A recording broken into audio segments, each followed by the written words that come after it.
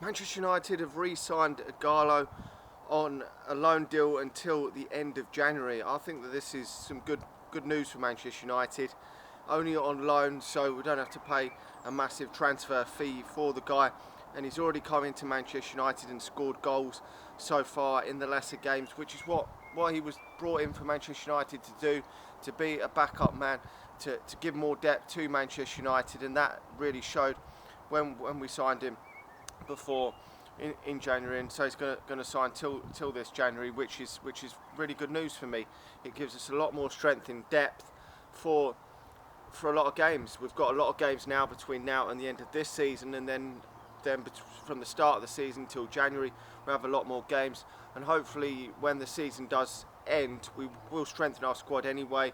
Obviously the big rumour obviously is Jadon Sancho still coming to Manchester United, so if he does, then past January we will have even more depth. We'll have enough depth anyway for when he does leave. So well, this is good news, because I didn't want Manchester United to go and get an upcoming striker that was sort of 22, 23, that's going to come in and want to play every single week. I like the idea of Ighalo staying. He's 31 years of age, so he's not going to. Obviously, he loves playing for Manchester United, and he's not expecting to start every single week. With Rashford coming back, his game time may be limited, but the fact that the games are going to come thick and fast, I think he's going to get a decent amount of minutes for Manchester United.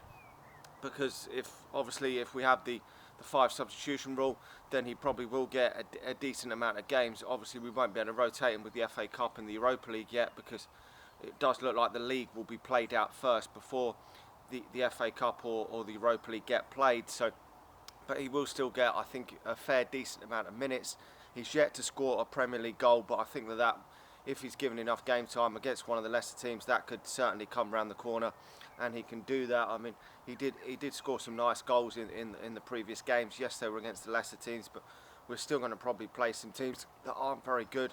We've still got to play some of the teams nearer the bottom probably, and that in the league. So, and if given the service, he probably will score goals. We were in good form before the lockdown happened, so hopefully if we can continue our good form, it can coincide with him scoring goals, because I think if the form of the likes of Pogba, Fernandes, Rashford, Marshall, Greenwood is all fantastic, then he's going to get goals as well. He's going to be chipping in, because it's so much easier coming into a team that's scoring goals, playing well, than a team that's doing poorly. And at the start of the season, obviously we were doing poorly, and then we did pick up before the break, and he coincide with the fact that we started playing well.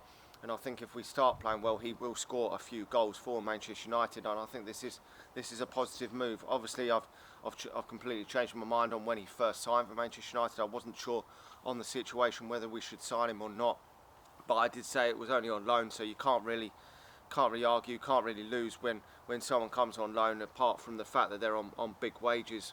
But we have seen in the past, like the likes of Falcao coming in on loan, he was horrendous.